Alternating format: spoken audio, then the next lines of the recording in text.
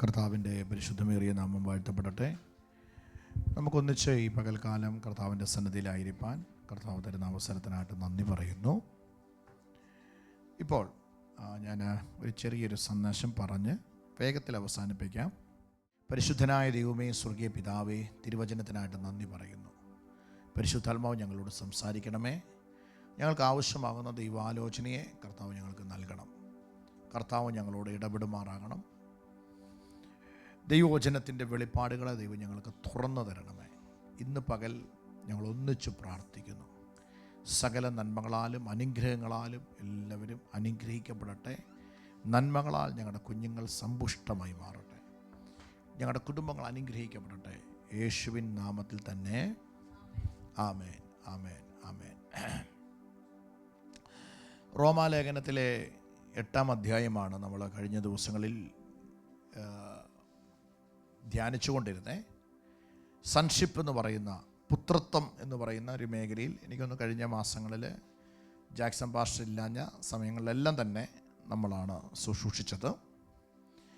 പുത്രത്വത്തിൻ്റെ, അതായത് ഞാൻ ക്രിസ്തുവിൽ ആരാണ് എന്നുള്ള ബോധ്യത്തിനകത്ത് നമുക്കൊന്നിച്ച് നിൽപ്പാൻ കർത്താവ് നമ്മളെ സഹായിക്കട്ടെ. ഇന്ന് പകൽ അതിനോട് ചേർന്ന് ഒരു വാക്കും കൂടെ കർത്താവിൻ്റെ സന്നിധിയിൽ ഓർപ്പിക്കാൻ ആഗ്രഹിക്കുന്നു. റോമാലേഖനം 8-ാം അധ്യായം 31-ാമത്തെ വാക്യം. റോമാലേഖനം 8-ാം അധ്യായം 31-ാമത്തെ വാക്യം. ഇത് സംബന്ധിച്ച് നാം എന്തു പറയണ്ടു? ദൈവം നമുക്ക് അനുകൂലമെങ്കിൽ, ഒന്ന് ചേർന്ന് വായിച്ചേ, ഇത് സംബന്ധിച്ച് നാം എന്തു പറയണ്ടു. ഇനി നിങ്ങൾ ഈ വാക്യത്തെ നിങ്ങൾ കേൾക്കണം. കുഞ്ഞുങ്ങളെല്ലാം വചനത്തെ കേൾക്കാൻ ഒന്ന് തയ്യാറായിട്ടിരിക്കുക. ഈ പറയുന്ന കാര്യങ്ങളൊന്ന് ശ്രദ്ധിച്ചിരിക്കുക. നിങ്ങൾ മനഃപൂർവ്വം അതിനകത്ത് ശ്രദ്ധയോടുകൂടി ഇരിക്കുക. ഇത് സംബന്ധിച്ച് നാം എന്തു പറയണ്ടു? ദൈവം അനുകൂലമെങ്കിൽ, ഒന്ന് ചേർന്ന വാക്യം ഒന്ന് പറഞ്ഞേ. അല്ലല്ല, ആദ്യം തൊട്ട്. ഇത് സംബന്ധിച്ച് നാം എന്തു പറയണ്ടു? ദൈവം നമുക്ക് അനുകൂലമെങ്കിൽ പ്രതികൂലം ആര്? അടുത്ത വാക്ക്, സ്വന്തം പുത്രനെ ആദരിക്കാതെ നമുക്കെല്ലാവർക്കും വേണ്ടി ഏൽപ്പിച്ച് തന്നവൻ അവനോട് കൂടെ സകലവും നമുക്ക്, ഒന്ന് ചേർന്ന കരങ്ങളൊന്ന് ഉയർത്തി വചനത്തിന് നാമം പറഞ്ഞാട്ടെ. ഒന്നും കൂടെ ആവർത്തിച്ച് ഞാൻ പറയുന്നു. ഇത് സംബന്ധിച്ച് നാം എന്തു പറയേണ്ടു? ഇത് സംബന്ധിച്ച് നാം എന്തു പറയേണ്ടു? ദൈവം നമുക്ക് അനുകൂലമെങ്കിൽ പ്രതികൂലം ആര്? ഞാനിപ്പോൾ നമ്മളവിടെ പ്രഖ്യാപിക്കാൻ പോകുന്നു അനുകൂലമായ ഒരു ദൈവം. ആമേൻ. അടുത്ത വാക്ക് പറയുന്നു, ആ ദൈവത്തിൻ്റെ പ്രത്യേകത. നമുക്ക് അനുകൂലമാണെന്ന് പറയാൻ കാരണം ദൈവം എന്ത് ചെയ്തെന്നറിയാമോ? തൻ്റെ സ്വന്തം പുത്രനെ ആദരിക്കാതെ നമുക്കെല്ലാവർക്കും വേണ്ടി എന്തു ചെയ്തു? ഏൽപ്പിച്ച് തന്നവൻ അവനോട് കൂടെ സകലവും നമുക്ക് നൽകാതിരിക്കുമോ? ഒരു ക്വസ്റ്റ്യൻ മാർക്ക് ചേർന്ന് അതിനൊരു നിങ്ങൾക്കൊരു ആൻസർ പറയാൻ പറ്റുമോ? നൽകാതിരിക്കുമോ എന്ന് ചോദിക്കുക. ഒന്നുകൂടെ പറയുന്നു, ദൈവം പറയുന്നു ഞാൻ നിനക്ക് അനുകൂലമാണ്, അങ്ങനെയാണെങ്കിൽ പ്രതികൂലമാര്? എന്നിട്ട് പറയുന്നു ദൈവം എനിക്ക് എങ്ങനെ അനുകൂലമായേ? അടുത്ത വാക്കിനകത്ത് ഇങ്ങനെ എഴുതിയിരിക്കുന്നത്, അവൻ സ്വന്തം പുത്രനെ, അവൻ്റെ ഏകജാതനെ ആദരിക്കാതെ നമുക്കെല്ലാവർക്കും വേണ്ടി എന്ത് ചെയ്തു? ഏൽപ്പിച്ചു തന്നവൻ. ഏൽപ്പിച്ചു തന്നവൻ. വിശ്വസിക്കാമോ അത്? അങ്ങനെയാണെങ്കിൽ ഒന്നും കൂടെ ചേർന്ന് ആ വാക്യത്തിനകത്ത് ഇതിനൊരു മറുപടി കൊടുത്തേ. അവനോടുകൂടി എനിക്ക് സകലവും നൽകാതിരിക്കുമോ എന്നുള്ള ചോദ്യത്തിന് നിങ്ങളുടെ ആൻസർ എന്നാ? നൽകുമെന്നാണോ നൽകത്തില്ലെന്നാണോ? ഉറപ്പോടുകൂടെ പറ, നൽകും. തൻ്റെ പുത്രന്മാർക്ക് വേണ്ടി, തൻ്റെ മക്കൾക്ക് വേണ്ടി ദൈവം നൽകും. ഞാൻ ഈ പ്രസംഗത്തിൻ്റെ സമയങ്ങളിൽ, ഈ പ്രസംഗത്തിൻ്റെ എനിക്ക് തോന്നുന്നു ഒരു 3 മാസത്തിനിടയ്ക്ക് ഞാൻ പല ആവർത്തി പറഞ്ഞ വാക്ക് മത്തായി സുവിശേഷത്തിലും ലൂക്കോസിലും മർക്കോസ് സുവിശേഷത്തിനകത്ത് എഴുതിയിരിക്കുന്നു, നിങ്ങളുടെ മക്കൾക്ക് നിങ്ങൾ നല്ല ദാനങ്ങളെ കൊടുപ്പാൻ അറിയുന്നുവെങ്കിൽ സ്വർഗസ്ഥനായ നമ്മളുടെ പിതാവ് തന്നോട് യാചിക്കുന്നവർക്ക് എത്രയധികം നന്മയെ, എത്രയധികം പരിശുദ്ധാത്മാവിനെ അവൻ നമുക്ക് നൽകും. ഇന്നു പകൽ ഞാൻ വിശ്വസിക്കുന്നു, ദൈവത്തിൻ്റെ മുമ്പിൽ സകലതും നിറയ്ക്കാൻ എൻ്റെ ദൈവത്തിന് സാധിക്കും. Thank you Jesus. ഇനി നമ്മൾ ആ 31-ാമത്തെ വാക്യത്തിലെ 1-2 ചിന്തകൾ ഒന്നിച്ച് പറഞ്ഞ് പ്രാർത്ഥിക്കാൻ പോവാം. വേഗത്തിൽ നമ്മൾ പ്രാർത്ഥിക്കും. 31-ാമത്തെ വാക്യത്തിലെ ആമേൻ. വാക്ക്. ഇത് സംബന്ധിച്ച് നാം എന്ത് പറയണ്ടു? ഇത് സംബന്ധിച്ച് എന്ത് സംബന്ധിച്ച് നമ്മൾ അതിനകത്തൊന്ന് വന്നേ. നിങ്ങൾ ഈ വചനം ധ്യാനിക്കുന്നുണ്ടോ? ഇത് സംബന്ധിച്ച് എന്തു പറയണ്ടു? അപ്പം നേരത്തെ എന്തോ കാര്യങ്ങൾ പറഞ്ഞിട്ട് അതിനെ കണക്ട് ചെയ്തിട്ട് വരിക. ഞാൻ എപ്പോഴും പറയാറുണ്ട്, ഈ ബൈബിൾ പഠിക്കുമ്പോൾ ചില പ്രയോഗങ്ങൾ, ചില വാക്യത്തിൻ്റെ പ്രയോഗങ്ങൾ മറ്റു പലതിലേക്കും കണക്ട് ചെയ്യുന്നതാണ്. ഞാൻ എപ്പോഴും പറയും, ബൈബിളിനകത്തുള്ള ഒരു പ്രധാനപ്പെട്ട വാക്കാണ് അതുകൊണ്ട്, എന്തെന്നാൽ എന്നൊക്കെയുള്ള വാക്കുകൾ വായിക്കുമ്പോൾ ഇപ്പോൾ ഈ 31-ാമത്തെ വാക്യം മാത്രം വായിച്ചാൽ എനിക്കൊന്നും മനസ്സിലാകത്തില്ല. കാരണം ഇച്ചിരി മലയാളം അറിയാവുന്നവരെല്ലാം നോക്കി ഇത് സംബന്ധിച്ച് എന്തു പറയണ്ടു എന്ന് ചോദിക്കുമ്പോൾ വേറെ എന്തോ ഒരു കാര്യം പറഞ്ഞു വെച്ചിട്ട് പറയുന്ന കാര്യമാണ്, അതിനെപ്പറ്റിയാണ് എഴുതിയിരിക്കുന്നത്. ഇങ്ങനെയുള്ള പറയുന്ന വാക്കുകൾക്ക് പറയുന്നത് ബ്രിഡ്ജ് വേണം എന്ന് വെച്ചാൽ ഒരു പാലമായത്, ഒരു കരയിൽ നിന്നും അടുത്ത കരയിലോട്ട് കയറാനുള്ളൊരു പാലം. അതുകൊണ്ട് എന്തെന്നാൽ എങ്ങനെ ഇത് സംബന്ധിച്ച് നാം എന്തു പറയേണ്ടി, എങ്ങനെയുള്ള വേടുകളൊക്കെ ഒരു പാലമാണ്. അതായത് 30 വരെയുള്ള വാക്യത്തെ നിർത്തിക്കൊണ്ടാണ് 31-ാമത്തെ വാക്യം പറയുന്നത്. ഒന്നും കൂടെ പറയുന്നു, 30 വരെയുള്ള വാക്യം വായിക്കാതെ നമുക്ക് 31-ാമത്തെ വാക്യം വായിച്ചാൽ ഒന്നും മനസ്സിലാകത്തില്ല. പിന്നെ നമുക്ക് ഇച്ചിരി ബഹളം വെക്കാൻ പറ്റും. ദൈവം അനുകൂലമാണെന്നൊരു വാക്ക് കേൾക്കുമ്പോൾ നമുക്ക് എന്തൊക്കെയോ ഒരു ഭയങ്കര പോസിറ്റീവ് എനർജി വരും, അതല്ലാതെ വേറൊന്നും പറ്റത്തില്ല. എന്നാൽ ഇവിടെ എഴുതിയിരിക്കുന്നു, ദൈവം നിങ്ങൾക്ക് അനുകൂലമാണെങ്കിൽ പ്രതികൂലമാര്. എന്ത് സംബന്ധിച്ച്? ഒരു മനുഷ്യനെ സംബന്ധിച്ചിടത്തോളം ദൈവത്തിന് ഉയർത്താൻ ദൈവത്തിന് പറ്റും. ദൈവം എനിക്ക് അനുകൂലമാണ് ആ കാര്യത്തിലെന്ന് പറഞ്ഞാൽ പിന്നെ അതിനകത്ത് ആരാ പ്രതികൂലം നിൽക്കുന്നത്? ഞാനൊന്നും കൂടെ പറയുന്നു, ദൈവം നേരിട്ട് ഇറങ്ങി വന്ന്, അല്ലെങ്കിൽ ദൈവം സ്പഷ്ടമായിട്ട് ദൈവം ഒരു കാര്യം ചെയ്യാൻ തീരുമാനിച്ചാൽ അതിനെതിരെ ലോകരാജ്യങ്ങളോ ലോകത്തിൻ്റെ ശക്തികളോ ഏതൊക്കെ മന്ത്രവാദങ്ങളോ ആഭിചാരങ്ങളോ ഒന്നിച്ച് നിന്നാലും അതിനെ ജയിക്കാൻ പറ്റത്തില്ലെന്നായി 31-ാമത്തെ വാക്യം പറഞ്ഞത്. ഒന്നുകൂടെ പറയാം, പുറം ജാതിയായിരുന്നു എന്നെ, ആർക്കും വേണ്ടാതിരുന്ന എന്നെ. അങ്ങനെയല്ലേ നമ്മൾ ഈ 8-ാം അധ്യായം തുടങ്ങുമ്പോൾ വായിച്ചത്? നമ്മൾ ആരായിരുന്നു? ഒരു ബന്ധവും ഇല്ലായിരുന്നു നമ്മളെ. നമ്മളിപ്പോൾ മക്കളാണിപ്പം. മക്കളാക്കി തീർക്കാൻ ദൈവത്തിന് പറ്റുമെങ്കിൽ ദൈവം പറയുന്നിട ഞാൻ അനുകൂലമാണെങ്കിൽ പ്രതികൂലം. ഒന്ന് ചേർന്ന് പറഞ്ഞ, ദൈവം എനിക്ക് അനുകൂലമാണെന്ന് വാ തുറന്ന് പറഞ്ഞ, ദൈവം എനിക്ക് അനുകൂലമാണ്, ദൈവം എനിക്ക് അനുകൂലമാണ്. ശുശ്രൂഷിക്കാൻ ദൈവം എനിക്ക് അനുകൂലമാണ്. സാഹചര്യങ്ങളൊന്നും പ്രശ്നമല്ല. നിന്റെ ബിസിനസ് ചെയ്യുമ്പോൾ ലോകം മുഴുവൻ നിനക്കെതിരാണെങ്കിലും ധൈര്യത്തോടു കൂടെ പറ, ദൈവം എനിക്ക് അനുകൂലമാണ്. Hallelujah, hallelujah. ഒരു കാര്യത്തിന് വേണ്ടി നീ കാലെടുത്ത് വെക്കുമ്പോൾ ലോകം മുഴുവനും നിനക്കെതിരെ നിന്നെന്ന് പറഞ്ഞാലും നീ വാ തുറന്ന് പറ, ദൈവം എനിക്ക്. ഒന്ന് ചേർന്ന് വാ തുറന്ന് തമ്പുരാൻ കേക്ക് എന്ന് പറഞ്ഞ്, എൻ്റെ ദൈവം എനിക്ക് അനുകൂലമാണ്. ഒന്നും കൂടെ പറയുന്നു, തൻ്റെ മക്കൾക്ക് ദൈവം അനുകൂലമാണ്. Hallelujah, hallelujah, hallelujah. ഞാൻ പറഞ്ഞല്ലോ, ഞാൻ ഈ പറഞ്ഞ ഈ 3 മാസം അല്ല 4 മാസമായിട്ട് പറഞ്ഞുകൊണ്ടിരിക്കുന്ന ഈ സൺഷിപ്പ് എന്ന് പറയുന്ന ഒരു കാര്യം മൊത്തത്തിൽ അകത്ത് വെച്ചിട്ട് വേണം ഇത് കേൾക്കാൻ. ഇപ്പോഴും നമ്മൾ വെറുക്കപ്പെട്ടവരോ തള്ളപ്പെട്ടവരോ മാറ്റി നിർത്തപ്പെട്ടവരോ അല്ല, നമ്മൾ ക്രിസ്തുവിൽ അവകാശികളാണ്. ആമേൻ. ക്രിസ്തുവിൽ നമ്മൾ അവകാശികളാണ്. ഞാൻ ഒന്നും കൂടെ പറയുന്നു, ദൈവം എനിക്ക് അനുകൂലമാണ്.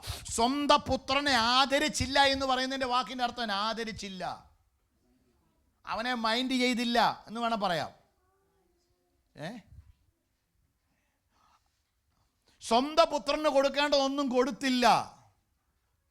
നമ്മുടെ വീട്ടിലെ ഏറ്റവും വലിയ പരാതിയാണല്ലോ, നമ്മുടെ കുഞ്ഞുങ്ങളുടെ അതേ പ്രായമുള്ളൊരു കുഞ്ഞിനെ വീട്ടിൽ വരുമ്പോൾ ആ കുഞ്ഞിനെ നമ്മൾ കെയർ ചെയ്യുമ്പോൾ സ്വന്തം പേരൻസിനോട് ആ മക്കൾ വന്ന് പറയുന്നത്, മമ്മി എനിക്ക് തരാതെയാണോ അവന് കൊടുക്കുന്നത്? പപ്പ അതെനിക്ക് തന്നില്ലല്ലോ, ചേച്ചിക്കല്ലേ കൊടുത്തേ, അല്ലെ ചേട്ടനല്ലേ കൊടുത്തേ, അല്ലെങ്കിൽ അവനല്ലേ കൊടുത്തേ.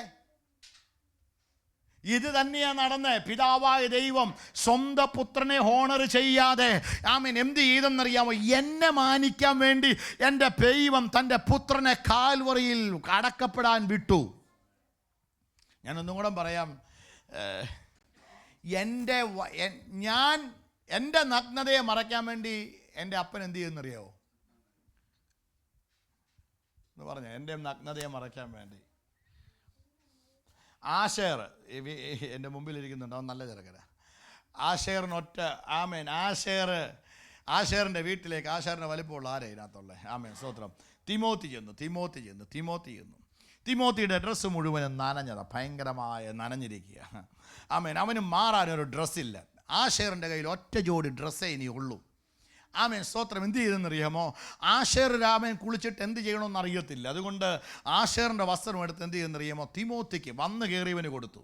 എന്ന് പറഞ്ഞാൽ ഒന്നേ ഉള്ളൂ, നഗ്നനായി വന്ന എന്നെ, ഞാൻ നഗ്നനായി വന്ന എന്നെ ഉടുപ്പിക്കാൻ വേണ്ടി, എൻ്റെ നഗ്നത മറയ്ക്കാൻ വേണ്ടി പിതാവായ ദൈവം എന്ത് ചെയ്തെന്നറിയാമോ? സ്വന്തം പുത്രനെ നഗ്നനാക്കി. ഇതിൻ്റെ അപ്പുറം എനിക്ക് പറയാൻ അറിയത്തില്ല. ആണോ? ആമേൻ സ്തോത്രം. സ്വന്തം പുത്രനെ നഗ്നനാക്കി. എന്നെ ഹോണർ ചെയ്യാൻ വേണ്ടി സ്വന്തം പുത്രനെ എന്ത് ചെയ്തു? ആദരിച്ചില്ല. ഇന്ന് പകൽക്കാലം ചില ആദരവുകൾ നിന്നെ തേടി വരാൻ വേണ്ടി സ്വന്തം പുത്രനെ മാറ്റി നിർത്തി ദൈവം നിനക്ക് അനുകൂലമായിട്ട് ഇറങ്ങി വരിക. ഇന്ന് പകൽ ലോകവും അതിൻ്റെ ശക്തികളും ആമേൻ ഈ ലോകത്തിൻ്റെ സകല അധികാരങ്ങളും ഒന്നിച്ച് നിന്നാലും ദൈവസഭ വാ തുറന്ന് ശബ്ദം ഉയർത്തി പറ, ദൈവം അനുകൂലമാണ്, ദൈവം എനിക്ക് അനുകൂലമാണ്, ദൈവം എനിക്ക് അനുകൂലമാണ്. അതുകൊണ്ട് തന്നെ പ്രതികൂലമായിട്ട് നിൽക്കുന്ന ഒന്നിനും എന്നെ തൊടാൻ പറ്റത്തില്ല. Hallelujah, hallelujah, hallelujah. ചേർന്ന് ശബ്ദം ഉയർത്തി ഹല്ലേലൂയ. ദൈവം അനുകൂലമാണെന്ന് എന്ന് പറഞ്ഞ, ഈ രാജ്യത്ത് ദൈവം അനുകൂലമാണെന്ന്, നിന്റെ ആ കാര്യത്തിന് ഞാൻ അനുകൂലമാണെന്ന്, നിന്റെ ആ വിഷയത്തിന് പ്രശ്നത്തിന് പരിഹാരം തരാൻ ഞാൻ അനുകൂലമാണെന്ന്, ഈ ഒരു ഉറപ്പ് മേടിച്ചുകൊണ്ട് വേണം ഈ ഒരാഴ്ച ജീവിക്കാൻ. ഈ ഒരു ഉറപ്പ് കൊണ്ട് വേണം ആമേൻ മുൻപോട്ട് പോകാൻ. സ്വന്തം മക്കൾക്ക് ദൈവം ആരാണ്? പറഞ്ഞ, ഞാൻ അവൻ്റെ മകനല്ലേ? അല്ലേ? അവൻ അനുകൂലമല്ലേ? Oh thank you Jesus. Hallelujah, hallelujah. ഇപ്പം നമ്മൾ നിൽക്കുന്ന ഈ സമയത്തിന് പറയുന്നവർ കൃപായുഗം എന്ന ഗ്രേസ് പീരീഡിലാണ് നമ്മൾ നിൽക്കുന്നത്. ആമേൻ. ഇപ്പം നമ്മൾ നിൽക്കുന്ന ആരാണ്? ഇപ്പം നമ്മൾ ജീസസ് ആരാന്നറിയോ? ജീസസ് ഇപ്പം കർത്താവിൻ്റെ റോള് പറഞ്ഞേ. കർത്താവിൻ്റെ കറക്റ്റ് ആൻസറാണ്, മധ്യസ്ഥൻ. പക്ഷേ പത്രോസിൻ്റെ എബ്രായ ലേഖനവും പത്രോസിൻ്റെ ലേഖനവും ഒക്കെ പഠിക്കുമ്പോഴത്തേക്കിന് നമുക്ക് ജീസസ് എന്ന് പറയുന്നത് നമ്മുടെ അഡ്വക്കേറ്റാണ്. ആരാണ്? എനിക്ക് വേണ്ടി പിതാവിനോട് എന്ത് ചെയ്യുന്ന, പറയുന്ന, സംസാരിക്കുന്ന, എൻ്റെ മീഡിയേറ്ററായി എനിക്ക് വേണ്ടി സംസാരിക്കുന്ന ഒരു അഡ്വക്കേറ്റാണ് ജീസസ് നൗ ഇപ്പോൾ. പക്ഷേ നമ്മുടെ ഈ ജഡ്ജ് എന്ന് പറയുന്ന പോസ്റ്റ് എപ്പോൾ കിട്ടുന്നതാണ്? ആർക്കാ ജഡ്ജാകുന്ന? ആരാ? അഡ്വക്കറ്റുമാർ തന്നെ ഈ ജഡ്ജാകുന്നത്. അവരുടെ കഴിവും അവരുടെ അങ്ങനെ എക്സ്പീരിയൻസിലൊക്കെ ആയ ജഡ്ജാകുന്നത്. ഇപ്പം ദൈവം എനിക്ക് വേണ്ടി എന്ത് ചെയ്യുന്നു? ജീസസ് എനിക്ക് വേണ്ടി എന്ത് ചെയ്യാന്നറിയോ? അഡ്വക്കേറ്റാണ്. ഇത് ഗ്രേസാ. പക്ഷേ പിതാവായി ദൈവം ഈ പുത്രനെ അവൻ്റെ ഒരു പ്രൊമോഷൻ കൊടുക്കുന്ന സമയമുണ്ട്. നമ്മൾ അതിനുവേണ്ടി വെയിറ്റ് ചെയ്യുന്നത്. പ്രൊമോഷൻ കൊടുക്കുന്ന ഒരു ടൈം ഉണ്ട്. ഇന്ന് വരെയും എനിക്ക് വേണ്ടി എന്ത് ചെയ്തുകൊണ്ടിരിക്കുക? അഡ്വക്കേറ്റായി നിൽക്കുന്നവൻ നാളെ ജീസസ് ആരായി മാറുമെന്നറിയാമോ? ജഡ്ജായി മാറും. ജഡ്ജ് എന്ന് പറഞ്ഞാൽ എൻ്റെ പക്ഷം പിടിച്ച് വാദിക്കുന്നവനല്ല, എനിക്ക് വേണ്ടി പക്ഷപാതം ചെയ്യുന്നവനാണ് ഇപ്പോൾ യേശു. വിൻസൻ ബ്രദർ ഇപ്പം നമുക്ക് വേണ്ടി എന്ത് ചെയ്യും? പക്ഷപാതം ചെയ്യും. എൻ്റെ അഡ്വക്കേറ്റ് എന്ന് പറഞ്ഞ് എൻ്റെ പക്ഷം പിടിച്ചിട്ട് എനിക്ക് വേണ്ടി ജഡ്ജിനോട് വാദിക്കുന്നവൻ. എന്നാൽ ഈ ജീസസ് എന്താകുമെന്നറിയാമോ? യേശു ക്രിസ്തു എന്താകുമെന്നറിയാമോ? ജഡ്ജായി മാറിക്കഴിഞ്ഞാൽ പിന്നെ പക്ഷം പിടിക്കത്തില്ല. അതുകൊണ്ടാണ് ബൈബിൾ എഴുതിക്കുന്നത്, അവൻ നീതിയോടെ ന്യായം വിധിക്കുന്ന ദൈവം. നീതിയോടെ ന്യായം വിധിക്കുന്ന ദൈവം. ഒന്നുകൂടെ പറഞ്ഞാൽ, ഇപ്പം ദൈവം നിനക്ക് അനുകൂലമായി. ഇപ്പോഴത്തെ സാഹചര്യം അവൻ നിന്റെ കൂടെ ഉണ്ടെന്നുള്ളതാണ്. ഇപ്പോഴത്തെ സാഹചര്യം അവൻ നിന്റെ അനുകൂലമാണെന്ന്. ഓ, ഈ ഗ്രേസ് എന്ന് പറഞ്ഞാൽ അതാണേ. കൃപയെന്ന് പറഞ്ഞാൽ അതാ. എന്ത് തെറ്റ് ചെയ്തിട്ട് വന്നാലും. നമ്മുടെ നാട്ടിലൊരു ഫേമസ് ഒരു അഡ്വക്കേറ്റ് ഉണ്ട്, ആളൂരാനോ, പുള്ളി മരിച്ചുപോയില്ലേ? ഒരു സിറ്റിങ്ങിനൊക്കെ എത്രയാ? ലക്ഷങ്ങളാ. കൊന്നിട്ട് വന്നാലും പുള്ളി ഫ്രീ ആയിട്ട് ഇറക്കി വിടും. എന്ന് പറഞ്ഞ പോലെ ഈ കൃപയുടെ ഏറ്റവും വലിയ ഗുണം എന്നാണെന്നറിയോ? കൃപയുടെ ഏറ്റവും വലിയ ഗുണം ഇത്. കൃപയെന്ന് പറയുന്നത് പാപം ചെയ്യാനുള്ള ലൈസൻസ് അല്ല. കൃപയുടെ ഏറ്റവും വലിയ ഗുണം എന്നാണെന്നറിയോ? തെറ്റ് പറ്റിപ്പോയ അപ്പ എന്ന് പറഞ്ഞാൽ കൂട്ടത്തിൽ നിർത്തും, പിടിച്ചങ്ങ് നിർത്തും. പക്ഷേ ഈ ഗ്രേസ് പീരീഡ് കഴിഞ്ഞാൽ നിങ്ങളിത് വിട്ടു. നിങ്ങൾ സാധനം നിങ്ങളുടെ കയ്യിലില്ല. ഞാൻ ഈ കഴിഞ്ഞ 3 മാസം പറഞ്ഞത് നിങ്ങളുടെ മൈൻഡിലില്ല. പഴയ നിയമത്തിൽ പിതാവായ ദൈവം എങ്ങനെയായിരുന്നു? തെറ്റ് ചെയ്തെന്ന് പറഞ്ഞാൽ അന്നേരം എന്ത് ചെയ്യുക? നമ്മുടെ നാട്ടിൽ പറഞ്ഞ ഷൂട്ട് അറ്റ് സൈറ്റ് എന്നൊക്കെ പറയുന്ന പോലെ അന്നേരെ കൊല്ലുക, അന്നേരെ തെറ്റ്, അന്നേരെ പ്രശ്നമായിരുന്നു. എന്നാൽ പുതിയ നിയമത്തിൽ ക്രിസ്തുവിനെ നമ്മുടെ നടുവിലേക്ക്, ഞാൻ നേരത്തെ ആശേറിനെ ഏഞ്ചലിനെ ഇവിടെ പിടിച്ചു നിർത്തിയിട്ട് ഞാൻ പറഞ്ഞില്ലേ, ഞാൻ നോക്കേണ്ടത് ക്രിസ്തുവിലൂടെ. ഞാൻ ക്രിസ്തുവിലൂടെ കൂടെ നോക്കുമ്പോൾ എൻ്റെ ആശേറിൻ്റെ സകല തെറ്റുകളെയും ക്രിസ്തു എനിക്ക് വേണ്ടി മായ്ച്ചു തരികയാണ്. ഇന്ന് പകൽക്കാലം ചേർന്ന് നിങ്ങൾക്ക് പറ്റുമെങ്കിൽ ആ കരങ്ങളൊക്കെ ഒന്ന് ഉയർത്തി വായുകളെല്ലാം തുറന്നുകൊണ്ട് പറ, ഇപ്പോൾ എൻ്റെ ദൈവം എനിക്ക് അനുകൂലമാണ്. ഇപ്പം നിനക്ക് സപ്പോർട്ട് നിൽക്കും അവൻ. ഇപ്പോൾ അവൻ നിനക്ക് സപ്പോർട്ട് നിൽക്കും. കാരണം ഇത് ഗ്രേസിന്റെ സമയമാണ്, ഇത് കൃപയുടെ സമയമാണ്, കൃപയുടെ സമയമാണ്. ദൈവം നിനക്ക് അനുകൂലമാണ്. സ്വന്തം പുത്രൻ അവൻ അനുകൂലമാണ്. ഇനിയും നടക്കാൻ പോകുന്നത് ഒരു കാര്യം കൂടെ പറയാം.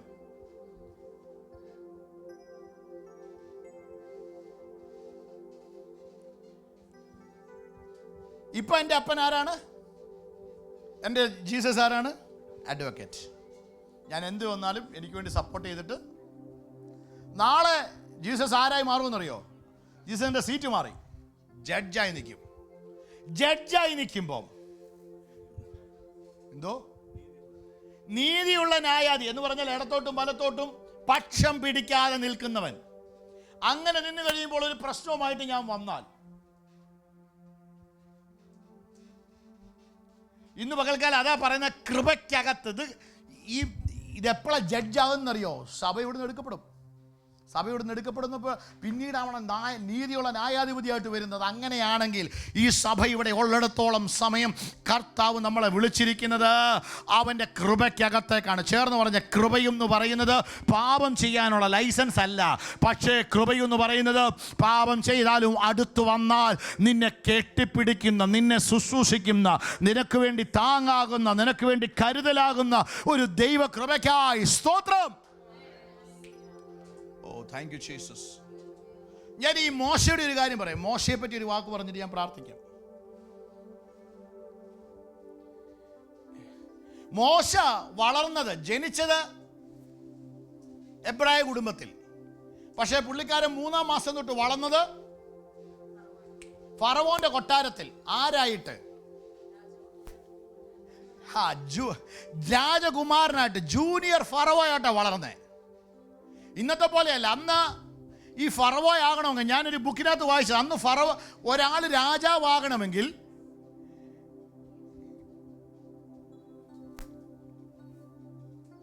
ഒത്തിരി പഠിക്കണം. അതുകൊണ്ട് അവൻ എവിടെ എഴുതിയിരിക്കുന്നത്, മോശയെപ്പറ്റി റിവീൽ ചെയ്തിരിക്കുന്ന അപ്പോസ്തല പ്രവൃത്തി 7-ാം അധ്യായത്തിനകത്ത് മോശയെപ്പറ്റി എഴുതി വച്ചിരിക്കുന്ന ഒരു വേർഡ് ഇങ്ങനെയുണ്ട്: അവൻ മിസ്രൈമിലെ സകല ജ്ഞാനത്തിലും വാക്കിലും റോമൻ ആക്ട് 7:24-25 ജസ്റ്റ് നോക്കിയേ. അവൻ സകല ജ്ഞാനത്തിലും 23 ഓക്കെ 22 മോശ മിസ്രൈമിയുടെ സകല ജ്ഞാനവും. ഇതെന്തിനുള്ള കോഴ്സാണെന്നറിയോ? നെക്സ്റ്റ് ഫറവോ ആകാനുള്ള കോഴ്സാണ് ഇത്. മോശ മിസ്രൈമിയുടെ സകല ജ്ഞാനവും അഭ്യസിച്ചു, വാക്കിലും പ്രവൃത്തിയിലും സമർത്ഥനായി തീർന്നു. നിങ്ങൾ കേട്ടെ, മോശ എന്ന് പറയുന്നയാൾ അവൻ മിസ്രൈമിന്റെ അടുത്ത അധികാരിയായിട്ട് മാറാൻ പോവാ. ഗവൺമെന്റ് അവനെ പഠിപ്പിക്കുക. ഇവന്റെ അകത്ത് ദൈവിക കൃപയുണ്ടെന്ന് പറഞ്ഞാലും ഗവൺമെന്റ് അവനെ പഠിപ്പിക്കുക സകല വാക്കിലും. കാരണം ജനത്തെ നീതിയോടെ നടത്താൻ സകല വാക്കിലും പ്രവൃത്തിയിലും. ഞാൻ എപ്പോഴും പറയും, മോശ വിക്കനല്ലായിരുന്നു ഒരു സമയം വരെ. ഈ വാക്ക് വായിച്ച്, വാക്കിലൊക്കെ ആരായിരുന്നു? നല്ല സൂപ്പറായിട്ട് നല്ല നല്ല നല്ല ഭംഗിയായിട്ട് സംസാരിച്ചുകൊണ്ടിരുന്നവനാ. ആമേൻ. ഞാൻ ഈ പറയാൻ പോകുന്ന കാര്യം നിങ്ങൾ കേൾക്കണേ. അതുപോലെ തന്നെ ഇത് ബേസിക് എഡ്യൂക്കേഷൻ, ഒരു രാജാവാകാൻ, ഫറവോയാകാൻ. 2, മന്ത്രവാദവും ആഭിചാരവും അങ്ങനെയുള്ള കാര്യങ്ങളെല്ലാം പഠിച്ചിരിക്കണം. ആമേൻ. നിങ്ങൾ കേട്ടില്ല? അന്ന് ദേശത്തെ ഫറവോന്റെ, ഞാനിത് നിങ്ങളെ വീണ്ടും പഠിപ്പിക്കാം. അന്ന് ഫറവോൻ, മിസ്രൈമ്യരുടെ ഏറ്റവും പ്രധാനപ്പെട്ട ദേവന്മാർ 10 പേരുണ്ടായിരുന്നു. 10 പേര്. അവർ ജലത്തെ ആരാധിച്ചിരുന്നു, സൂര്യനെ ആരാധിച്ചിരുന്നു. ആമേൻ, സ്തോത്രം, ഹല്ലേലൂയ. ഈ അങ്ങനെയുള്ള സകലത്തെയും ആരാധിച്ചുകൊണ്ടിരുന്ന 10 ദൈവങ്ങൾ ഒത്തിരി ഉണ്ടെങ്കിലും മിസ്രൈമ്യർക്ക് 10 പ്രധാനപ്പെട്ട ദേവന്മാരുണ്ടായിരുന്നു. ആ ദേവന്മാരെ പൂജിക്കാനും പൂജ നടത്താനും ഒക്കെ പഠിച്ചവനും മാത്രമേ ഒരു ഫറവോനാകാൻ പറ്റത്തുള്ളായിരുന്നു മോശയുടെ കാലത്ത്. പക്ഷേ ഇവൻ്റെ അമ്മ പറഞ്ഞു കൊടുത്ത്, ഞാനിങ്ങനെ പറയാറുണ്ട്, ഒന്ന് വായിച്ച് എബ്രായ ലേഖനം 11-ാമത്തെ അധ്യായം. എബ്രായ ലേഖനം 11-ാമത്തെ അധ്യായം.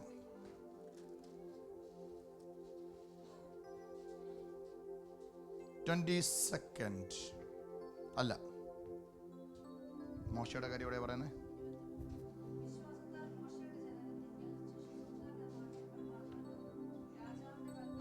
24. എനിക്ക് ആ വാക്ക് ഭയങ്കര ഇഷ്ടമല്ലേ.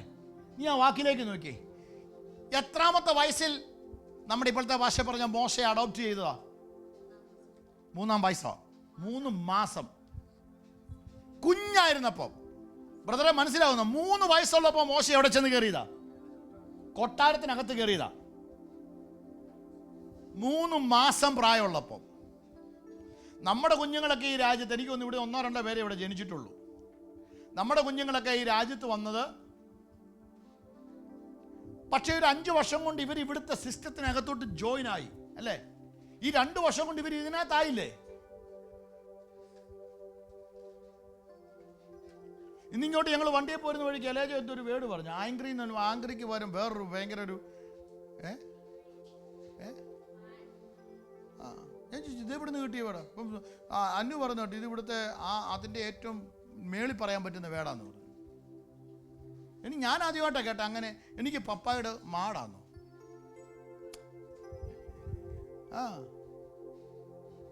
ഞാൻ പറഞ്ഞത്, ഇവിടെ 5-ാമത്തെ വയസ്സിൽ വന്നവൻ 2 വർഷം കൊണ്ട് ഈ സംഭവം പഠിക്കുക.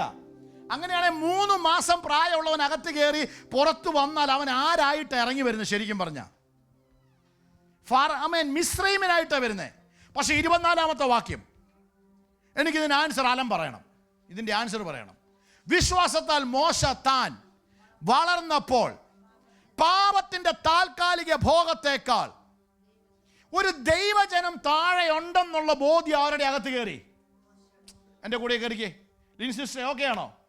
3-ാം മാസം വളർന്നു കിടന്നവൻ. ഇവർക്കൊക്കെ ഇപ്പോഴാണ് നാടിനോടുള്ള ബന്ധം. ചില പിള്ളേർക്ക് നാട്ടിൽ പോകുന്ന കാര്യം പറയുമ്പോൾ അവർക്ക് നാട്ടിലോട്ട് പോകുന്ന ഇഷ്ടമില്ല. പക്ഷേ മോശയെ പറ്റി പറയുന്നു, മോശ ആരാ? 3-ാം മാസം രാജ്യം മാറിയവനാ. പക്ഷേ മോശയുടെ ഒരു ഡിസിഷൻ, താൻ വളർന്നപ്പോൾ ദൈവജനത്തോടുകൂടെ കഷ്ടം അനുഭവിക്കുന്നത്, മോശയുടെ അകത്ത് ഈ ഒരു ബോധ്യം, ഒരു ദൈവജനമുണ്ടെന്നും അവരിപ്പം കഷ്ടം അനുഭവിക്കുവാണെന്ന് എങ്ങനെ മോശയുടെ അകത്ത് കയറി? അടുത്ത വാർഡ് 25. പ്രതിഫലം നോക്കിയാൽ, ഞാൻ ചോദിക്കട്ടെ, ഇവിടെ ഏത് പേര് വിളിക്കാനാ താല്പര്യം? ഫറവോന്റെ പുത്രിയുടെ മകൻ എന്ന് വിളിക്കപ്പെടുന്നത് നിരസിക്കുകയും മിസ്രൈമിലെ നിക്ഷേപങ്ങളെക്കാൾ, മിസ്രൈമിൽ താമസിച്ച്, നിങ്ങൾ എന്നെ കേട്ടെ, മിസ്രൈമിൽ ജീവിച്ച് മിസ്രൈമിലെ ദേവന്മാരെ മാത്രം ആരാധിക്കാൻ താല്പര്യം കാണിക്കുന്ന, അവിടുത്തെ മന്ത്രവാദങ്ങളും ആഭിചാരങ്ങളും മാത്രം വശം പഠിപ്പിക്കാൻ ശ്രമിക്കുന്ന മോശയുടെ അകത്തൊരു വെളിപ്പാട് കയറി. മിസ്രൈമിന്റെ ജൂനിയർ ഫറവോ എന്ന് വിളിക്കുന്നതിനേക്കാൾ അവനിഷ്ടം ക്രിസ്തുവിന്റെ നിന്ന വലിയ ഈ ഒരു ബോധ്യം. വിനോദ എങ്ങനെ ഇവന്റെ അകത്ത് കയറിയ? അല്ലേ? എങ്ങനെയാ ഇവൻ്റെ അകത്ത് കയറിയേ? ഈ വന്നവർക്കൊക്കെ നമ്മുടെ നാട്ടിലെ പേരൻസിനെ പറ്റിയൊക്കെ ബോധ്യമുണ്ട്. നാട്ടിലെ യാത്രയെ പറ്റി, നാട്ടിലെ ജീവിത ശൈലിയെ പറ്റിയൊക്കെ നമ്മുടെ കുഞ്ഞുങ്ങൾക്ക് ബോധ്യമുണ്ട്. കാരണം അവരേതോ ഒരു സമയത്ത് അവിടുന്ന് വന്നവരാ. പക്ഷെ 3-ാം മാസം കൈക്കുഞ്ഞായിട്ട് പിടിച്ചെടുത്തുകൊണ്ട് പോയി വളർത്തി ഏകദേശം 40 വയസ്സുള്ള സമയത്ത് ഫറവോന്റെ മകനെന്ന് പേര് വിളിക്കാൻ ഇഷ്ടപ്പെടാത്ത മോശ. സോബി, ഇതെങ്ങനെയാ ഇവനാ പറ്റുന്നേ? അല്ല, നിനക്ക് വല്ല മറുപടി ഉണ്ടോ? ഇതെങ്ങനെയാ പറ്റുന്നേ? ശരിക്കും പറഞ്ഞാൽ ഈ 26-ാമത്തെ വാക്യം, അല്ല 25-ാമത്തെ വാക്യം, രാജകുമാരൻ എന്ന് വിളിക്കപ്പെടുന്നതാണ് ഇഷ്ടം, ദൈവവൈതൽ എന്ന് വിളിക്കപ്പെടുന്നതാണ് ഇഷ്ടമെന്ന് ചോദിച്ചപ്പോൾ അവൻ വിളിച്ചു പറയുക, ക്രിസ്തുവിന്റെ നിന്ന ഏറ്റെടുക്കുന്നതാണ് അവന് ഇഷ്ടമെന്ന്. വൗ, വിൻസൻ ബ്രദറെ,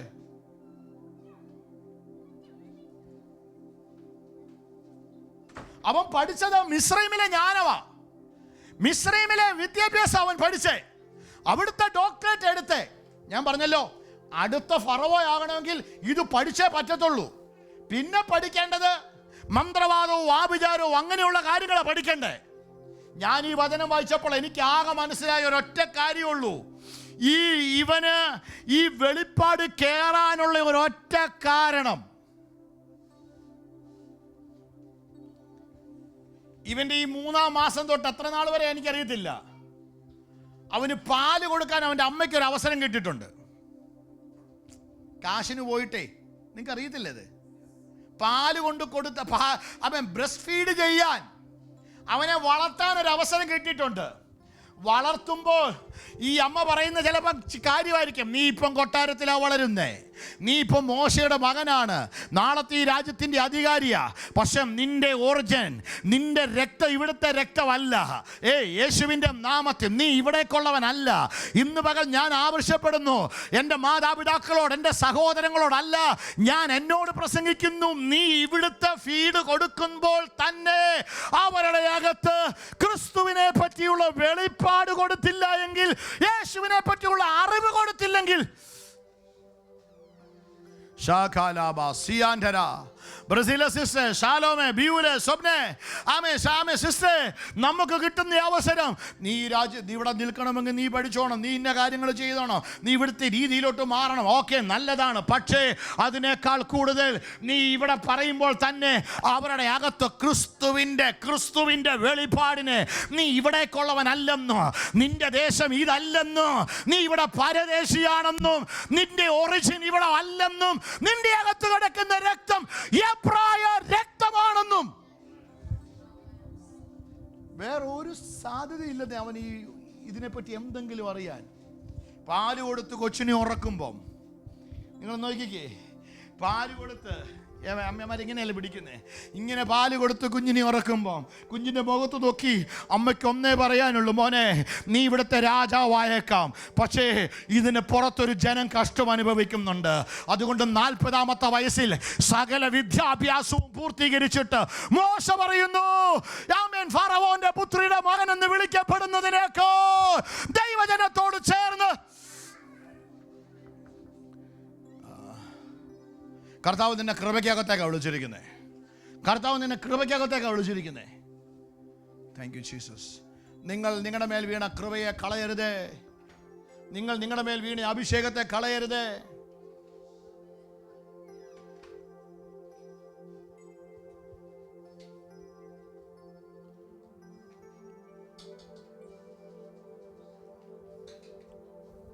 താങ്ക് യു ജീസസ്. ഞാനൊരു വാക്കുകൂടെ പറഞ്ഞ് ഞാൻ പ്രാർത്ഥിക്കാം.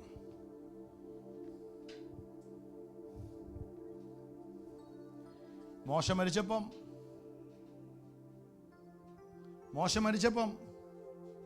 മോശയുടെ ശരീരത്തിന് അവകാശം പറഞ്ഞ ഒരാളുണ്ട്.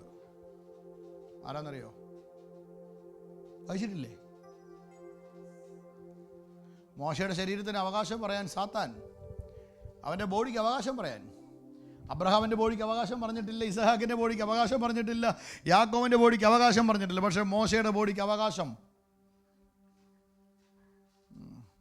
അപ്പം നമ്മൾ പറയുന്ന പോലെ നമ്മുടെ എനിക്ക് ഒന്ന് കഴിഞ്ഞ മീറ്റിങ്ങിന് സരീഷ് ബാബു ഭാഷ പറഞ്ഞ പോലെ നമ്മൾ പറയും മോശ എന്തോ തെറ്റ് ചെയ്തിട്ട് നിൽക്കുന്നതുകൊണ്ടാണ് ഇപ്പോഴും പിശാച് എന്ത് ചെയ്യുന്നത്, മരിച്ചിട്ട് അവനെ വിടുന്നില്ല. മോശയുടെ ബോഡിക്ക് അവകാശം പറയുന്നത് അതൊന്നുമല്ല.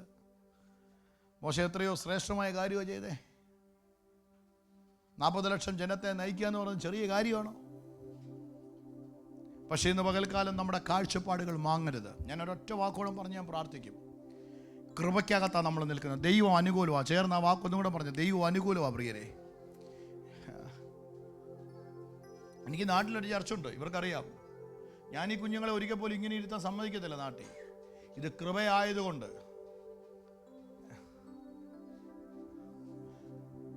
ഞങ്ങളുടെ ചർച്ചിൻ്റെ മേളിൽ ഇങ്ങനെ ഇതുപോലൊരു സാധനം ഇരിപ്പുണ്ട്. അതിൻ്റെ മേളിൽ 2 ചൂരൽ അടുപ്പിച്ച് വെച്ചിരിക്കുന്നത്. 2 ചൂരൽ കണ്ടിട്ടുണ്ടെങ്കിൽ ഒന്ന് സ്വത്രം പറഞ്ഞു. ഇവിടെ ഉള്ളവർ, ഞങ്ങളുടെ ചർച്ച വന്നവർ സ്വപ്നം കണ്ടിട്ടുണ്ട്. ശാലം കണ്ടു 2 ചൂരൽ വെച്ചിരിക്കുന്നത്. പാസ്റ്ററിന് പ്രസംഗിക്കാൻ തന്നെയല്ല, ചൂരലെടുക്കാനും അറിയാം. ആ സ്വപ്നം കണ്ടിട്ടുണ്ടോ? ശാലം കണ്ടിട്ടുണ്ടോ? അതുകൊണ്ട് പിള്ളേർ ഇരുന്ന് മുള്ളി എന്ന് പറഞ്ഞാൽ എഴുന്നേക്കത്തില്ല അവിടുന്ന്.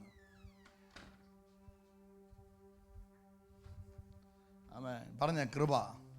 പക്ഷെ കൃപയെ നമ്മൾ കളയരുത്. കൃപ കളയരുത്. Thank you Jesus. ഞാനൊരു ഒരു വാക്കുകൂടെ പറയാം. ഒരു വാക്ക് എനിക്ക് അതിനൊക്കെ കർത്താവ് എനിക്ക് തന്നൊരു ഒരു വെളിപ്പാടുണ്ട്. ഒരു 10 മിനിറ്റിനകത്ത് പറഞ്ഞ് നമ്മൾ 11 ആകുമ്പോൾ ആശീർവാദം പറയും. 10 മിനിറ്റ് കൊണ്ട് ആ കാര്യം പറയും. സോറി 1:30. എൻ്റെ ഇവത്തെ 11:30 കിടക്കുന്നത്. ഞാൻ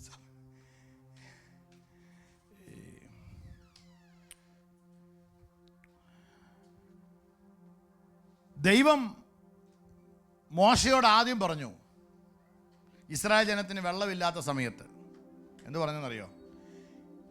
ഞാൻ ഈ പാറയെ നിൽക്കും. പാറയെ നീ എന്ത് ചെയ്യണം? അടിക്കണം.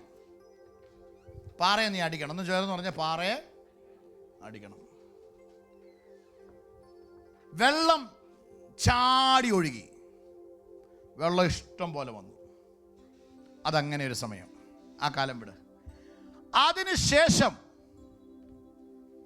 അതിനുശേഷം വീണ്ടും ജനത്തിന് വെള്ളത്തിൻ്റെ ഒരു നീഡ് വന്നു. വെള്ളത്തിൻ്റെ ഒരു ആവശ്യം വന്നു. മോശ ദൈവത്തോട് ചോദിച്ചു, ദൈവമേ എന്തു ചെയ്യും? ദൈവം പറഞ്ഞു, 2-ാമത്തെ ഓശയം എന്ന ദൈവം പറഞ്ഞേ, വീണ്ടും നീ നിങ്ങൾ എന്ത് ചെയ്യണം? ചെല്ലുമ്പം പാറ എവിടെയുണ്ട്, ആ പാറയെ നീ എന്ത് ചെയ്യണം? നോ, പാറയോട് നീ കൽപ്പിക്കണം. സഹോദരന്മാരെ, ഒന്ന് പാറയെ അടിച്ചു, വെള്ളം വന്നു. 2-ാമത്തെ ഓപ്ഷൻ, പാറയോട് നീ എന്ത് ചെയ്യണം? അങ്ങനെ തന്നെ ചെയ്തിരിക്കുന്നത്, കൽപ്പിക്കണം. എന്ന് ചേർന്ന് പറഞ്ഞ് കൽപ്പിക്കണം. അങ്ങനെ മോശ പാറയുടെ അടുക്ക ചെന്നു. അവിടെ ചെന്നപ്പം മോശ ദൈവം പറഞ്ഞ വാക്കിനേക്കാൾ അവൻ്റെ എക്സ്പീരിയൻസിന് അവൻ വില കൊടുത്തു. പണ്ട് മോശ പാറയുടെ അടുത്ത് ചെന്നപ്പോൾ എന്ത് ചെയ്തായിരുന്നു? പാറയെ അടിച്ചിരുന്നു. അത് പുറപ്പാട് പുസ്തകത്തിൽ. എന്നാൽ സംഖ്യാപുസ്തകത്തിനകത്ത് ഇത് ഈ വാക്കിൻ്റെയൊക്കെ മേളിലായിട്ട്, ഇപ്പം അലനിട്ട വാക്കിൻ്റെയൊക്കെ മേളിലായിട്ട് പാറയോട് എന്ത് ചെയ്താൽ മതി എന്ന് പറഞ്ഞേ? കൽപ്പിക്കുക.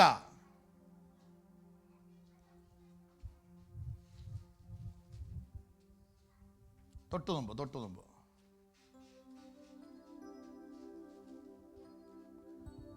അതിനു മുമ്പ് 20 അധ്യായം തുടക്കത്തിൽ നിന്ന് വായിച്ചു നോക്കി. എന്നാൽ അതിൻ്റെ മേളിൽ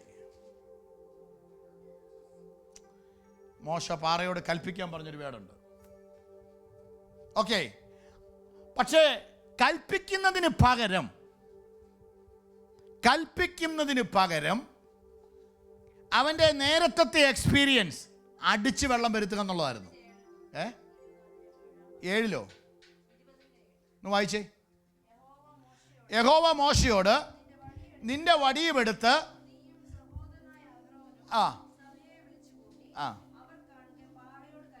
എന്തു ചെയ്യണം?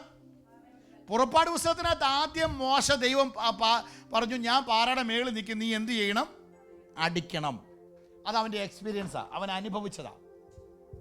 അങ്ങനെ കൽപ്പിക്കുക എന്ന് പറഞ്ഞു. രണ്ടാമത്തേനകത്ത് പറയുന്നത് നീ അടിക്കണ്ട, എന്ത് ചെയ്താൽ മതി? കൽപ്പിച്ചാൽ മതി. എന്നാൽ 20-ാം അധ്യായം പിന്നീട് നമ്മൾ വായിക്കുമ്പോൾ കാണുന്നത് ഇവരെല്ലാവരുമായിട്ട് അവിടെ ചെന്നു. പക്ഷേ പറഞ്ഞ വാക്കിനേക്കാൾ കൂടുതൽ എക്സ്പീരിയൻസിന് അവൻ സ്ഥാനം കൊടുത്തിട്ട് അവൻ എന്ത് ചെയ്തെന്നറിയാമോ? കൈ ഉയർത്തി വടി കൊണ്ട് 2 തവണ. പക്ഷെ വെള്ളം വരാതിരുന്നില്ല. ദൈവം കൃപയുടെ കാലഘട്ടത്തിൽ ദൈവം വെള്ളം തന്നു. പക്ഷേ മോശയുടെ ഈ സർവീസ് ബുക്കിനകത്തൊരു റെഡ് മാർക്ക് അങ്ങ് കയറി. ഹലോ, നോർത്ത് വയ്ക്കാം, നമ്മുടെ സർവീസ് ബുക്കിനകത്ത് എന്തുമാത്രം റെഡ് മാർക്ക് കാണും. പലപ്പോഴും കൽപ്പിക്കാൻ പറഞ്ഞപ്പോൾ നമ്മൾ എന്തൊക്കെയാണ് ചെയ്തേ? ഇപ്പോഴും നമ്മൾ കൽപ്പിക്കത്തില്ല. പക്ഷെ ദൈവം കൃപയുള്ളവനാണ്. 15-ാമത്തെ വാക്യത്തിനകത്ത് എഴുതിയിരിക്കുന്നു, 2 വട്ടം അടിച്ചിട്ട് അതിനകത്തൊന്നും ദൈവം എന്ത് ചെയ്തു? ഒന്ന് പറഞ്ഞ കർത്താവ് ചില കാര്യത്തിനകത്ത് ദീർഘക്ഷമ കാണിക്കും. ഒന്ന് പറഞ്ഞ കർത്താവ് ചില കാര്യത്തിനകത്ത് ദീർഘക്ഷമ കാണിക്കും. ഞാൻ പറയുന്നു, വെള്ളമല്ല വിഷയം, നിത്യതയാണ് വിഷയം. നിങ്ങൾ എൻ്റെ കൂടെ ഇല്ല. നിൻ്റെ എറ്റേണിറ്റിയാണ് വിഷയം. ഇവിടുത്തെ ഏതെങ്കിലും കാര്യമല്ല കാര്യം, അവിടെ ചെല്ലുന്നതാണ് കാര്യം. ഹലോ, ഇപ്പോൾ ഈ 11-ാമത്തെ വാക്യത്തിൽ പറയുന്നത് ദൈവം പറഞ്ഞ കൽപ്പനയോടുള്ള ലംഘനമല്ലേ? അല്ലേ? ഞാൻ പറയുന്നു, ഇവിടുത്തെ വീടോ ഇവിടുത്തെ കാറോ ഒക്കെ ദൈവം നിനക്ക് തരും. പക്ഷേ നിന്റെ എറ്റേണിറ്റിയെ ഭയങ്കര ശാന്തമായിപ്പോയി. എൻ്റെ മെസ്സേജ് അതായിപ്പോയോ? പക്ഷെ പുത്രത്വത്തിനകത്തുള്ളൊരു കാര്യമാണ് ഞാൻ ഈ പറഞ്ഞു വരുന്നത്. ഞാൻ ഇതിനകത്ത് പറഞ്ഞിട്ട് നമ്മൾ ഒന്നിച്ച് പ്രാർത്ഥിക്കും. ഇതിനകത്തൊരു വ്യത്യസ്തത ദൈവം ആഗ്രഹിക്കുന്നു. വ്യത്യസ്തത. പഴയതുപോലെ ചെയ്യാനല്ല ദൈവം നിന്നെ വിളിച്ചിരിക്കുന്നത്. അതുകൊണ്ടാണ് എനിക്ക് ഈ കുഞ്ഞുങ്ങളോട് ഇപ്പോഴും സ്നേഹം എന്നാണെന്നറിയാമോ? പഴയ സൺഡേ സ്കൂളോ പഴയ പാട്ട് പരിപാടിയോ പഴയ പരിപാടിയോ ഒന്നും അല്ല ഇവിടെ വേണ്ടേ. ഇന്ന് ഒരുവൻ ക്രിസ്തുവിലായാൽ അവൻ പുതിയതാണ്. ചേർന്ന് പറഞ്ഞ അവൻ പുതുമയുള്ളവനാണ്. ഒരുവൻ ക്രിസ്തുവിലായാൽ അവൻ ആരാണ്? പുതുമയുള്ളവനാണ്, പുതിയ സൃഷ്ടിയാണ് അവൻ. ഒരുവൻ ക്രിസ്തുവിലായാൽ ക്രിസ്തുവിൽ സകലത്തെയും നിയന്ത്രിക്കുന്നവനാണ്. ഇന്ന് പകൽക്കാലം ഒരിക്കൽ ക്രിസ്തുവിനെ തകർത്തെങ്കിൽ, പിതാവായ ദൈവം നിന്ന പാറയെ അടിച്ചെന്ന് പറഞ്ഞാൽ ആമേൻ, അതിൻ്റെ ഒരു സ്തോത്രം വെളിപ്പാടെന്ന് പറയുന്നത് ക്രിസ്തുവിനെ തകർക്കുക, ക്രിസ്തുവിനെ അടിക്കുക. ഒന്ന് മതി, ഒറ്റ കാൽവരി മരണം മതി നിന്റെ സകല പ്രശ്നത്തിനും പരിഹാരമാകാൻ. Thank you Jesus. Hallelujah, hallelujah. പക്ഷെ വീണ്ടും നീ അവനെ അടിക്കുമ്പോൾ, എന്നാൽ ഈ പുതിയ നിയമസഭയ്ക്കകത്ത് എന്താ കാര്യം നടക്കുന്നതെന്ന് അറിയാമോ? ഇത് കൃപയുടെ കാലഘട്ടമായതുകൊണ്ട്, ഒന്ന് ചേർന്ന് പറഞ്ഞ്, ഇത് ദൈവം നമുക്ക് അനുകൂലമായതുകൊണ്ട് ദൈവം നിനക്ക് ആവശ്യമുള്ളതെല്ലാം ദൈവം ക്രമീകരിച്ചു തരും. ആമേൻ. ഇനി നമ്മൾ ആ വായിച്ച വാക്ക്, ഞാൻ ഇതിനോട് ചേർന്ന് ഇപ്പോൾ നമ്മൾ വായിച്ച റോമാലേഖനത്തിലെ വാക്യം കൂടെ പറഞ്ഞ് നമ്മൾ അവസാനിപ്പിക്കാൻ പോവാ. 8:31 ആമേൻ. ഇപ്പോൾ നമ്മൾ ഈ വായിച്ച ഫറവോന്റെ കാര്യം കൂടെ ഒന്ന് കണക്റ്റ് ആക്കി പറയാൻ പോവാ. പഴയ നിയമത്തിൽ നിന്റെ നേരെ ക്ലെയിം ചെയ്യാൻ പലതും ഉണ്ട്. പക്ഷെ പുതിയ നിയമത്തിൽ ക്രിസ്തുവിന് ശേഷം, നീ ക്രിസ്തുവിലായതിനു ശേഷം നിന്നെ ഒന്നിനും ക്ലെയിം ചെയ്യാൻ പറ്റാതെ വിധം തൻ്റെ പുത്രനെ മാറ്റി നിർത്തിയിട്ട് ആ പുത്രനിലൂടെ എന്നെ പുത്രനാക്കി മാറ്റി. എന്നിട്ട് പറയുകയാണ് ദൈവം നിനക്ക് അനുകൂലം. ഇന്ന് പകലിൽ ഞാൻ പറയുന്നു, നമ്മുടെ ആത്മീയ ജീവിതത്തിൽ നമ്മളിതെന്ത് കേട്ടെന്ന് പറഞ്ഞാലും കേട്ടോ പരിശീലി സിസ്റ്ററെ, നമ്മൾ വീണ്ടും പ്രാർത്ഥിക്കാതിരിക്കുമ്പോൾ നമ്മുടെ അകത്ത് മുഴുവനും കുറ്റബോധമാണ്. ഭയങ്കര അങ്ങനെയുള്ളവരുണ്ടോ? കുറ്റബോധം കൊണ്ട് മാത്രം നിറഞ്ഞു നിൽക്കുന്നവർ. പണ്ടൊരു തെറ്റ് ചെയ്തു, ശരിയാ,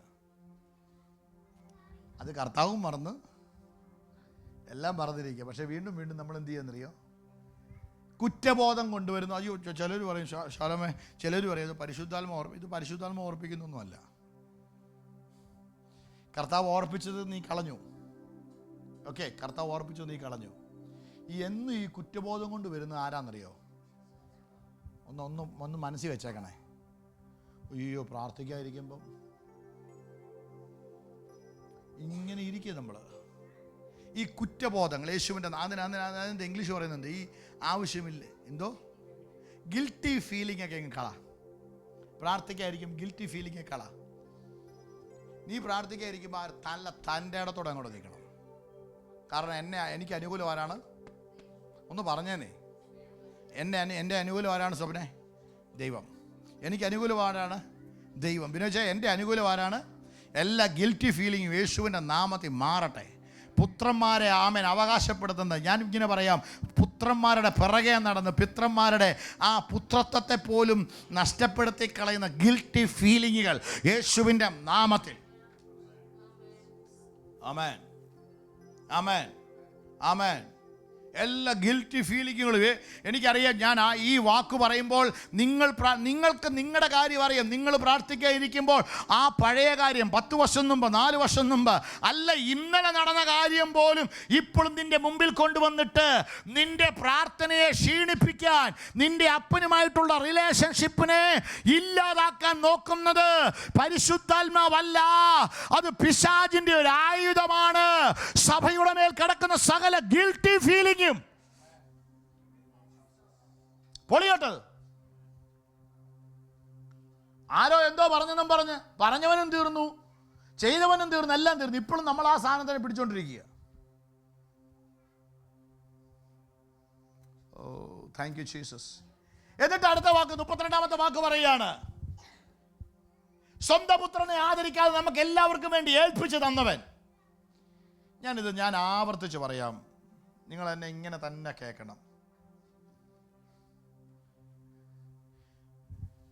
ബിയുലയുടെ സ്വന്തം പുത്രനായിരിക്കുന്നത്,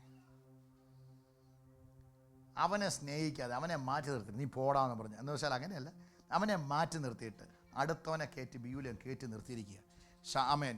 ജോസുവിന് കൊടുക്കേണ്ടതല്ല എനിക്ക്, ജോസുവിന് കൊടുക്കേണ്ട കെയർ മുഴുവൻ എനിക്ക്, ജോസുവിന് കൊടുക്കേണ്ട ഫുഡ് മുഴുവൻ എനിക്ക്, ജോസുവിൻ്റെ സകല, ഇപ്പോൾ അവർ പറഞ്ഞൊരു വാക്കുണ്ടല്ലോ, ഇൻഹെറിറ്റൻസ് മുഴുവൻ, ജോസുവിന് കിട്ടേണ്ടത് മുഴുവൻ ക്രിസ്തുവിലൂടെ എനിക്ക് ദൈവം തരുന്നു. ആമേൻ. അങ്ങനെയാണെങ്കിൽ ഈ ആവശ്യമില്ലാത്ത ഈ കുറ്റബോധങ്ങളെ നിങ്ങളുടെ അകത്തുനിന്ന് എടുത്ത് കള. ഇന്ന് പകൽ ആ കുറ്റബോധത്തിനകത്തുനിന്ന് പുറത്തു വാ. എന്നിട്ട് പറയാം, അവനോടുകൂടെ ഈ വാക്കെന്ന് പറഞ്ഞേ, സകലവും. സകലവും ഒന്ന് പറഞ്ഞേ. പണ്ട് ഏതോ ഒരു ദിവസം പറഞ്ഞ പോലെ ശകലമല്ല, സകലവും നമ്മൾ വ്യത്യാസം എന്നാ സാജൻ ബ്രദറെ? നിങ്ങൾക്കറിയത്തില്ല. ഇവരോട് ചോദിച്ചാൽ ശകലവും തമ്മിലുള്ള വ്യത്യാസം.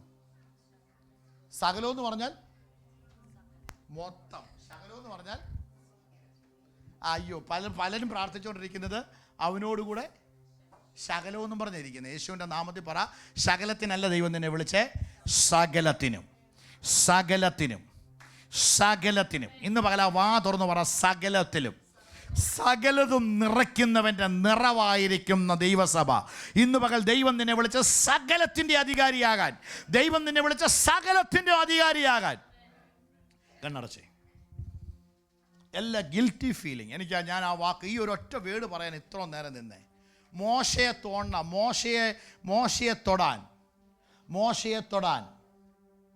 അവൻ ചെയ്ത വാക്കുകൾ, അവൻ്റെ പ്രവൃത്തി അവൻ്റെ പിന്നാലെ പോയെങ്കിൽ, പുതിയ നിയമസഭ പറ, പുത്രനെ മാറ്റിയിട്ട് ഏകജാതനെ മാറ്റിയിട്ട് ആദ്യജാതനാക്കി തീർത്ത് ഗിൽറ്റി ഫീലിങ്ങുകളെല്ലാം ഒന്ന് മാറട്ടെ. കണ്ണുകളടച്ചേ. ഇന്ന് ഇതൊരു പ്രെയറായി മാറണം, ഇതൊരു പ്രാർത്ഥനയായി മാറണം. മിൻസ് ബ്രദറെ, നമ്മൾ പ്രാർത്ഥിക്കാതിരിക്കുമ്പോൾ, താങ്ക് യു ജീസസ്, നമ്മുടെ അകത്ത് ഈ കുറ്റബോധങ്ങൾ കൊണ്ടുവരുന്നുണ്ടോ? കുറ്റബോധങ്ങൾ.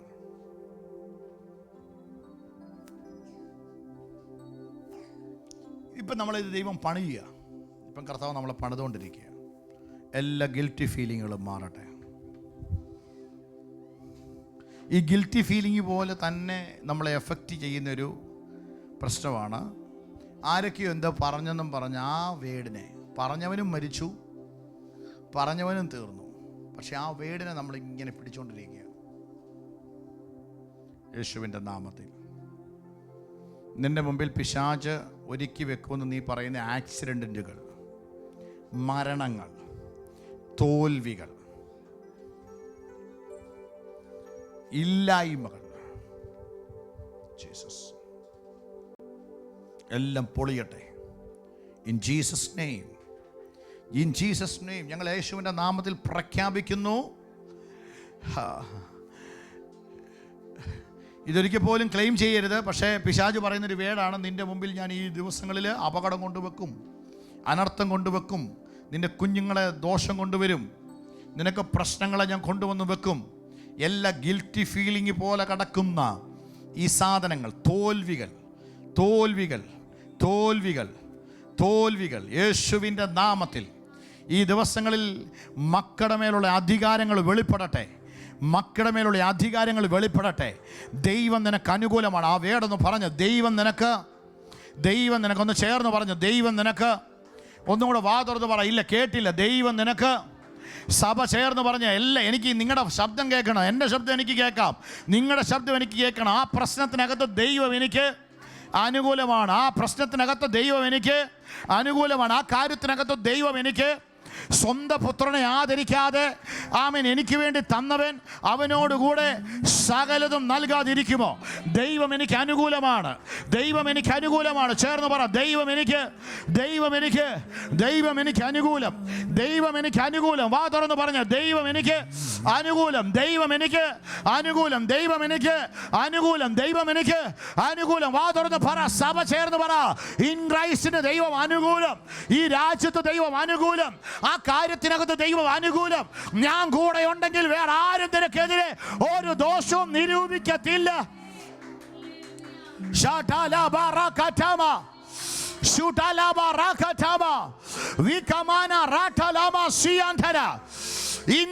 യേശുവിന്റെ നാമത്തിൽ ദൈവം പുത്രന്മാർക്ക് അനുകൂലം. ഇനി ഞാൻ ഒന്നും കൂടെ നമ്മുടെ വെളിപ്പാടി പറയുന്നു.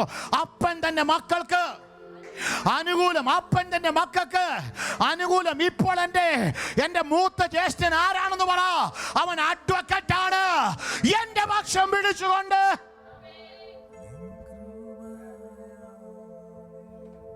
നമ്മുടെ അപ്പനാരാ? ഞാൻ പലപ്പോഴും പറയും ദൈവവും ജീസസും ഹോളി സ്പിരിറ്റ് അങ്ങോട്ടും ഇങ്ങോട്ടും മാറിപ്പോ. എൻ്റെ അപ്പൻ ദൈവം, ജീസസ് എൻ്റെ സേവിയറാണ്. അപ്പോൾ തന്നെ എൻ്റെ മൂത്ത ജ്യേഷ്ഠനാണ്. ഇപ്പം പുള്ളിയുടെ പൊസിഷൻ സീനിയർ അഡ്വക്കറ്റാണ്. ഇപ്പോഴും വിൻസെന്റിന് വേണ്ടി, വിൻസെന്റ് എന്നെ ചെയ്തിട്ട് വന്നാലും ചേട്ടനോടൊന്ന് പറഞ്ഞ ചേട്ടാ എനിക്ക് വേണ്ടി പുള്ളി ഇപ്പോഴും നിൽക്കുക. അവിടെ ഇപ്പോഴും നിൽക്കുക. ഇപ്പം അനുകൂലമാണ്. ഇപ്പം നിന്റെ ടൈമാ. പക്ഷെ പുള്ളിക്ക് ഉടനെ ഒരു പ്രൊമോഷനുള്ള സാധ്യതയുണ്ട്. ജഡ്ജാകും നീതിയോടെ. പിന്നെ പിടിച്ചിട്ട് കാര്യമില്ല. ഇപ്പോൾ നീ അത് പിടിച്ചോണ്ടിരിക്കുക.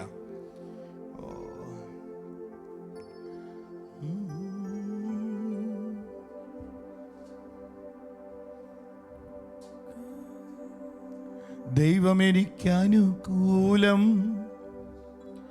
അത് നന്നായി അറിയുന്നു ഞാൻ. എത്ര പേർക്ക് അറിവുണ്ട്? ഒന്ന് ചേർന്ന് എഴുന്നേറ്റ് വന്നേ. ദൈവം എനിക്കനുകൂലം, അത് നന്നായി അറിയുന്നു ഞാൻ. ദൈവമനുകൂലമെങ്കിൽ ആരെനിക്കെതിരാ? ദൈവമനുകൂലമെങ്കിൽ ആരെനിക്കെതിരായി? ഒരു പഴയ പാട്ടാ. ഓ ദൈവമെനിക്കനുകൂലം, അത് നന്നായി അറിയും. ഒന്ന് ചേർന്ന് പറഞ്ഞ ദൈവം എനിക്ക് അനുകൂലമാണ്. ദൈവം എനിക്കനുകൂലം, ശരിയാ നന്നായി അറിയുന്നു ഞാൻ. ഓ ദൈവമനുകൂലമെങ്കിൽ ആരെനിക്കെതിരായി? യേശുവേ ദൈവമനുകൂലമെങ്കിൽ യേശുവിന്റെ നാമത്തിൽ ഓ ആരെനിക്കെതിരായിടൂ? ദൈവമനുകൂലമെങ്കിൽ ആരെനിക്കെതിരായിടൂ? നിങ്ങൾ കേട്ടെ.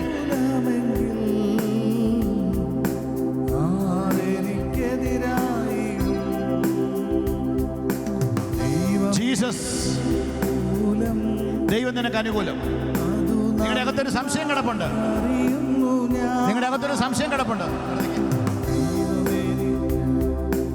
മോസസിന്റെ ഡെഡ് ബോഡിയെ, മോസസിന്റെ ശരീരത്തിന് ആരവകാശം പറഞ്ഞെന്നറിയോ? സൈറ്റാൻ. അതുകൊണ്ട് ദൈവം എന്ത് ചെയ്തെന്നറിയോ? ഹലോ, ഇങ്ങോട്ട് കിട്ടെ. ദൈവം എന്ത് ചെയ്തെന്നറിയോ?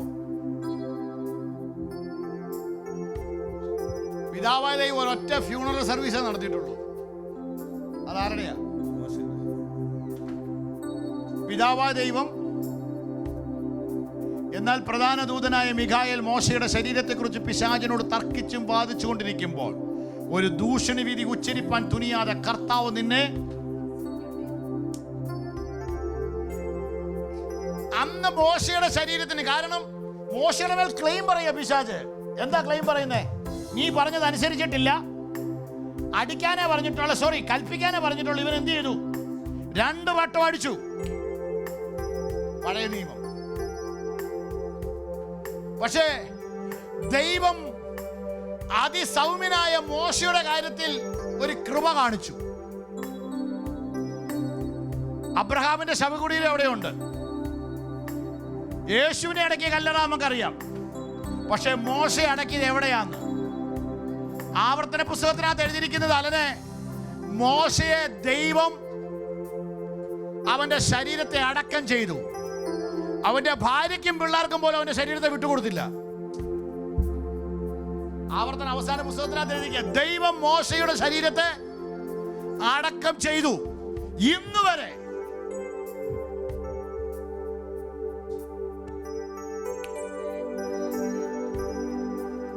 പക്ഷെ ഇന്ന് പകൽ നീ ക്രിസ്തുവിലാണ്.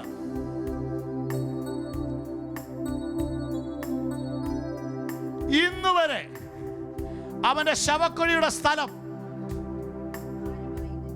ഇന്ന് വരെ അവന്റെ ശവക്കുഴിയുടെ സ്ഥലം അവനെ ആരടക്കിയെന്നറിയാമോ? അവനെ ഈ അവനാരാ? അവന്റെ ജ്യേഷ്ഠനാണോ? അവന്റെ കസിൻ ബ്രദറാണോ? ദൈവം. കാരണം ഇനി ഒരു അവകാശം അവന്റെ മേൽ വരാൻ പറ്റത്തില്ല. അവൻ എനിക്ക് വേണ്ടി നിന്നവനാ. പുതിയ നിയമസഭ ഇന്ന് പകൽ മനസ്സിലാക്ക്. നീ ദൈവത്തിന് അവസരം കൊടുക്കാതെ പിശാചിന് അവസരം കൊടുത്ത്, നേരത്തെ പറഞ്ഞ ഗിൽറ്റി ഫീലിംഗിനും നിരാശയ്ക്കും അവസരം കൊടുക്കാതെ ദൈവത്തിന് അവസരം കൊടുക്ക. നമ്മൾ ഒറ്റ പ്രാർത്ഥന പ്രാർത്ഥിക്കാം. യേശുവിൻ നാമത്തിൽ. നിന്റെ പ്രായം പറഞ്ഞേ, പയ്യെ പറഞ്ഞാൽ മതി. കഴിഞ്ഞ ഇത്രയും വർഷമായി എന്റെ അകത്ത് പിശാച് കൊണ്ടുവച്ചിട്ടിരിക്കുന്ന ഗിൽറ്റി ഫീലിംഗുകൾ, പാപത്തിന്റെ ഫീലിംഗുകൾ, ഭയത്തിന്റെ ചിന്തകൾ, തോൽവിയുടെ അവസ്ഥകൾ, ഇന്നു പകൽ ഈ വചനത്തിന്റെ വെളിപ്പാടിൽ നിന്നുകൊണ്ട് ഞങ്ങൾ അതിനോട് പറയുന്നു, യേശുവിൻ നാമത്തിൽ എന്നെ വിട്ടു പോകുക. ദൈവം എനിക്ക് അനുകൂലം. ദൈവം എനിക്ക്, ഞങ്ങളത് പ്രഖ്യാപിക്കുന്നു. മരണഭയത്തോട് പറയുന്നു, യേശുവിൻ നാമത്തിൽ പോക. പരാജയത്തോട് പറയുന്നു, യേശുവിൻ നാമത്തിൽ പോക. രോഗത്തോട് പറയുന്നു, യേശുവിൻ നാമത്തിൽ പോക. ആ ഗിൽറ്റി ഫീലിംഗിനോട് പറയുന്നു, യേശുവിൻ നാമത്തിൽ പോക. യേശുവിൻ നാമത്തിൽ തന്നെ. കരങ്ങൾ ഉയർത്തിയാമേൻ പറഞ്ഞേ, ശബ്ദം ഉയർത്തിയാമേൻ പറഞ്ഞേ, വായി തുറന്നാമേൻ പറഞ്ഞേ. ആമേ. വാ തുറന്ന് പറഞ്ഞ, ദൈവം എനിക്ക് ആണെങ്കിൽ പ്രതികൂലം. ഇന്നകത്ത് കിടക്കുന്ന നിന്റെ ശത്രുവിനെ എടുത്ത് കളഞ്ഞേ. നമ്മുടെ ശത്രു ആരാന്നറിയോ? നമ്മുടെ അകത്ത് കിടക്കുന്ന ഈ ചില ചിന്തകളാ ശത്രു. യേശുവിന്റെ നാമത്തിൽ ആ ചിന്തകളോട് യേശുവിന്റെ നാമത്തിൽ പോകാൻ പറ. യേശുവിന്റെ നാമത്തിൽ പോകാൻ പറ. യേശുവിന്റെ നാമത്തിൽ പോകാൻ പറ. കഴിഞ്ഞ വർഷം ടിജോപാഷയുടെ ഒന്നും പറഞ്ഞ പോലെ ഷുഗറാ. ലഡു കഴിക്കുമ്പോൾ ഷുഗർ വരുമെന്നും പറഞ്ഞ് കഴിക്കാതെ പിന്നെ എന്തിനാ കഴിക്കുന്നത്? ഇത് കഴിച്ചാൽ ഷുഗർ വരുമെന്നും പറഞ്ഞ് ലഡു കഴിക്കരുത്. യേശുവിന്റെ നാമത്തിൽ അനാവശ്യമായിട്ട് പിശാച് സെറ്റ് ചെയ്ത് വെച്ചിരിക്കുന്ന സകല സെറ്റിൽമെന്റുകളും മാറിയിട്ട്, അലന്റെ ഭാഷയെ പറഞ്ഞാൽ കമ്പ്യൂട്ടറും മൊബൈലും ഒക്കെ ഒന്ന് ഫോർമാറ്റ് ചെയ്ത് പുതിയ സാധനമാക്കുക. God bless you. ദൈവം നിങ്ങളെ അനുഗ്രഹിക്കട്ടെ.